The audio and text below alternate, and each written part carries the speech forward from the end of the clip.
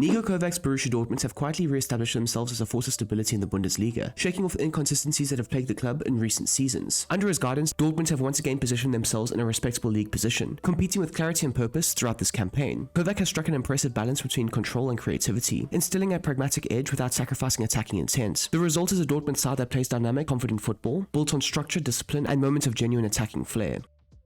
The formation Kovac has frequently deployed Dortmund in this season is a 3-4-2-1. Now this often morphs into an unconventional attacking structure designed to overload the opposition down the flanks. The three centre-backs typically maintain the integrity of the back line, with the left-sided defender given the license to step forward and contribute to attacking phases when the situation allows. Across the midfield, the four operate with a high degree of freedom, as the wing-backs are key attacking outlets, able to hold the touchline or drift inside to create numerical advantages while remaining constant threats in advanced areas. Centrally, the two midfielders adopt contrasting roles, as one anchors himself in the heart of the pitch, while the other rotates between central and wide zones to help facilitate overloads. Ahead of him, the two number 10s fluidly interchange between half spaces and central areas, enhancing Borussia Dortmund's attacking flexibility and unpredictability. The striker complements this movement by dropping into pockets of space, or making sharp, well-timed runs in behind to stretch the opposition defensive line. This 3-4-2-1 has proven to be a defining feature of Kovac's tenure, underpinning both Dortmund's attacking cohesion and their promising style of play under his management.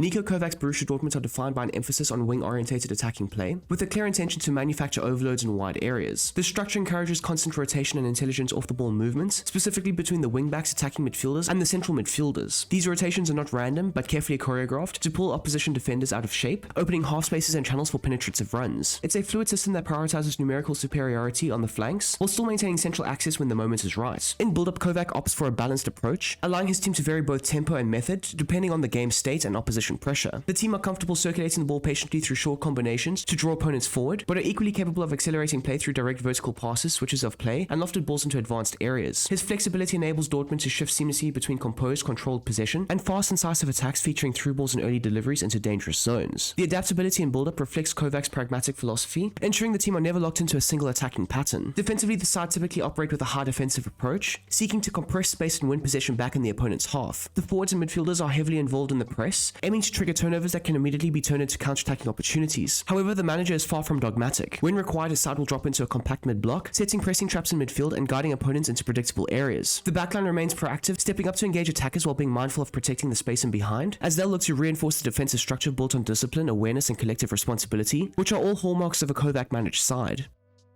Gregor Kobel mans the position between the sticks and operates as a balanced goalkeeper under the manager. While he prioritizes shot stopping and command of his penalty area, Kobel is also comfortable contributing in build-up, offering a reliable passing option when Dortmund look to play out from the back. He shows good judgment in when to play short into the back line or go longer to relieve pressure, complementing Kovac's pragmatic approach. The back three of Nico Schlotterbeck, Emre Can, and Waldemar Anton provide Dortmund with defensive security and structural stability from deep. Schlotterbeck operates as a wide back with a supportive focus, giving him the freedom to contribute to attacking play down the left flank. His progressive passing and confidence on the ball allow him to find advanced attackers or link with dynamic ball carriers, helping to create overloads with sharp passing combinations that unlock opposition defenses. Defensively, he rotates intelligently between covering the touchline and stepping into central areas, using his aggressive front foot style to snuff out danger early. As for the other two centre-backs, Chan and Anton, they are both tasked with ball-playing roles at the heart of the back line. These two centre-backs tend to hold more central positions in order to deter opponents from progressing through the middle, while focusing on winning duels and maintaining compactness. In possession, they offer composure in the first phase of build-up, recycling the ball efficiently and progressing play through varied passing options into midfield or out wide, which does include long diagonal switches to stretch the opposition. When under pressure, all three centre-backs are comfortable at bypassing the press with direct long passes into the forward areas. Not to mention in the advanced areas, they can all step up to deliver crosses into the box, adding another layer to Borussia Dortmund's attacking threat. The midfield four of Daniel Svensson, Felix Lemaitre, Marcel Sabitzer, and Julian Ryerson are central to Dortmund's fluidity and constant positional rotations. The two wide players, being Svensson and Ryerson, are set up in balanced winger roles that allow them to provide natural width and attacking thrust while still fulfilling their defensive duties along the flanks. While they often hold the wide positions to stretch the pitch, the structure also gives them the freedom to drift into half spaces or central areas, where they can combine with teammates to create attacking sequences. From these zones, they look to slip in through balls, play defense-splitting passes, deliver pullbacks, and provide crosses for runners into the box. At the base of midfield, Lemaitre operates as a defensive holding midfielder and acts as the team's linchpin. He anchors the central spaces, receiving the ball in the build-up and distributing it efficiently through the midfield channels, while also offering defensive protection by screening the back line and shutting down central progression. When the opportunity arises, he can step higher to support attacking overloads, testing the goalkeeper with long-range efforts, or recycling possession to sustain pressure and find better placed teammates. Alongside him, Sabitzer takes on a supporting half-winger role that allows him to move dynamically between the central and wide areas. This role is crucial to creating overloads, specifically down the right side, whereas intelligence, creativity, and passing range help unlock defensive blocks. Sabitzer's movement and timing also see him arrive in dangerous positions in and around the box, making him both a creator and goal threat within Dortmund's attacking structure. The two number 10s, Julian Brandt and Karim Adeyemi, are vital to Dortmund's wide attacks and central rotations within Kovač's system. Deployed as balanced half-wingers, both are encouraged to drift fluidly between wide zones and central pockets, constantly manipulating opposition defensive shapes. When operating in the wing regions, they add creativity and unpredictability, using crosses and dragbacks to generate chances, while also drawing defenders away from the middle. As they move inside, their passing becomes sharper and more intricate, allowing them to combine quickly with the midfielders and striker to establish a fast, free-flowing attacking rhythm. Brandt often dictates tempo with his vision and decision-making, linking play and unlocking defenses with subtle passes, while Adeyemi's pace, directness, and off-the-ball movement inject verticality and penetration. Together they function as both creators and scorers, capable of finishing around the box or supplying the final ball into the striker, making them essential to the fluidity and attacking edge of Dortmund's overall structure. As the focal point of the attack, Sergio Guirassy leads the line as a supportive advanced forward in Borussia Dortmund's system. This role allows the powerful number 9 to drop into the midfield pockets, linking play and creating fluid passing sequences that often flow through him, while his movement away from the backline opens up space for runners to exploit. On the ball, Guirassy's control and technical quality enable him to secure possession under pressure and connect attacks efficiently. His physical presence also makes him a primary outlet for longer passes, where he can hold a play and nail sharp, well-timed balls into advanced teammates. Inside the box, he remains a constant threat, as he's dominant in the air when attacking crosses, and clinical with his finishing, specifically from close range, making him a key figure in the team's overall attacking structure.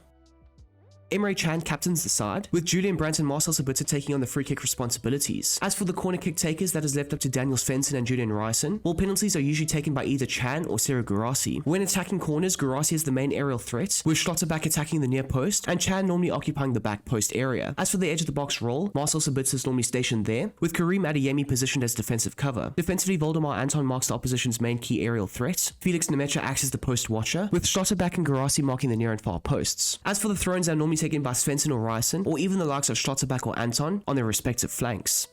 And there we go, people. That is how you can go ahead and replicate Niko Kovač's Borussia Dortmund tactics for FC26. I do hope you have enjoyed this video, and if you don't mind, smashing that like button down below, as well as sharing it with others who might not know about the Brom Squad Gaming channel. And if you are new to the channel, by the way, please do consider subscribing. I am trying to grow this channel as big as possible, and yeah, all that stuff just helps the channel grow as a whole, and it lets YouTube know that I'm doing a good enough job, and it helps with the algorithm and all the hogwash that you guys don't really need to know about. But if you can, please do like the video. It would mean the absolute most. Now, if you're looking for any extra content, I also have the Brom Squad Gaming Patreon, and the link for that is down below in the description. I am going to be releasing Jurgen Klopp's Borussia Dortmund tactics fairly soon on there, either tomorrow or by latest the day afterwards, so that will be on there. So if you are a Borussia Dortmund fan and you might be interested in something like that, click on the description down below. It will take you straight to the Patreon, and you can consider signing up for that or not, or even just take a look at it. Maybe down the line you might be interested. So yes, there is that too. Now, if you're also looking for any footballing chats and conversations, I encourage everybody and anybody to join up with the Discord. It is for free, so you don't need to worry about anything like that. The link for that is also down below in the description. You can go ahead, check it out, take a look, get involved in the banter, get involved in the footballing chats and conversations that we do have there on a regular basis. Lots of arguments. Of course, it's always friendly, but lots of arguments on there, and it's always great,